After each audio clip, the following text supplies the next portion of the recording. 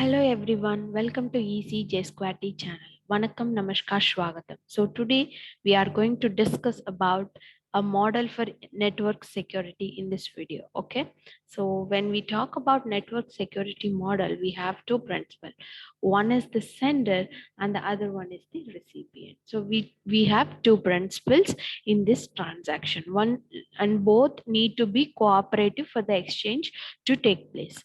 A logical information channel is established. That is this information channel. Logical information channel is established by defining a route through the internet from source to destination, that is from sender to recipient. Okay, so from the sender to the destination, one information channel is established. Okay, security aspects comes into play when it is necessary or desirable to protect the information transmission from an opponent who may present a threat to confidentiality, authenticity, and so on. So all the technique for providing security have two components.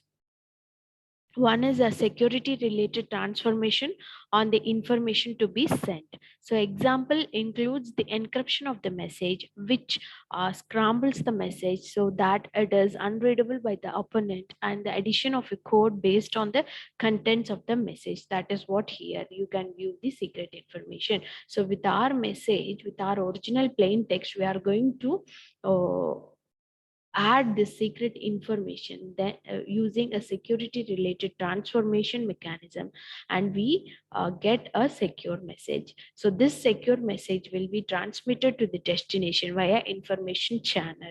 So opponent here, the attacker here, will be waiting for the data here in the information channel. So he will get the secured message but not the original message.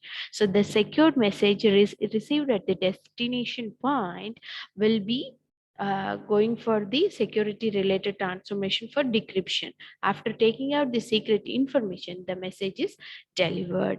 The original message is delivered. Some secret information shared by the two principals, and it is hoped unknown to the opponent. So an example is an encryption key used in conjunction with the transformation to scramble the message before transmission and unscramble it on the reception. So a trusted third party may be needed to achieve secure transmission. So for example, a third party may be responsible for distributing the secret information before the start of the communication. So before we are going to start the secure communication, the third party is responsible to share the keys and algorithms which we are using in the principal exchange. So a third party may be needed to arbitrate disputes between the two principals concerning the authenticity of a message transmission. So this general model shows that there are four basic tasks in designing a particular security services. One is designing an algorithm for performing the security related transformation. The algorithm should be such that an opponent cannot defeat its purpose. So the second one is generate the secret information to be used with the algorithm. Next, the third step is develop methods for the distribution and sharing of the secret information.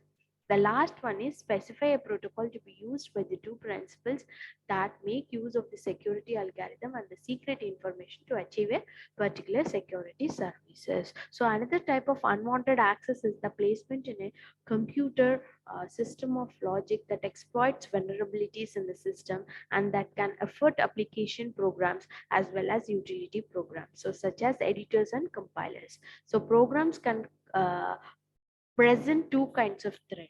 One is information access threats and service threats. So information access threats intercepts or modify data on behalf of users who should have not access to the data. So service threats exploit services flaws in computers to inhibit use of legitimate users. So this is one of the network access security model. So here we have an opponent waiting for the message in the access channel. So we deny the unauthorized person to come into your system using these gatekeeper functions. So in the information system, we will be having computer resources, processor, memory, IOs, and we have data and we have processes present and the software present in our system. So this is all information. This is all comprises information system. We also have internal security controls. So viruses and worms are two examples of software attacks. So such attacks can be introduced into a system by means of a disk that contains the unwanted logic concealed in otherwise useful software. So they can also be inserted into a system across a network. So the security mechanism needed to cope with unwanted access falls into two broad categories. The first category might be termed as a gatekeeper function.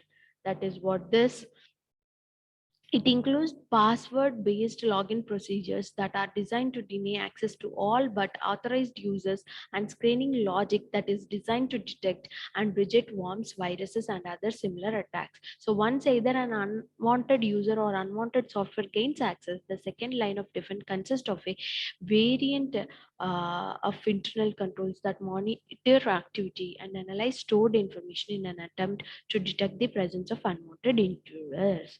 So we will be having gatekeeper function to stop the unwanted unauthorized person usage and the information system present in this. So this is what the network access shared security model is. So I'll meet you in the next video. Thank you.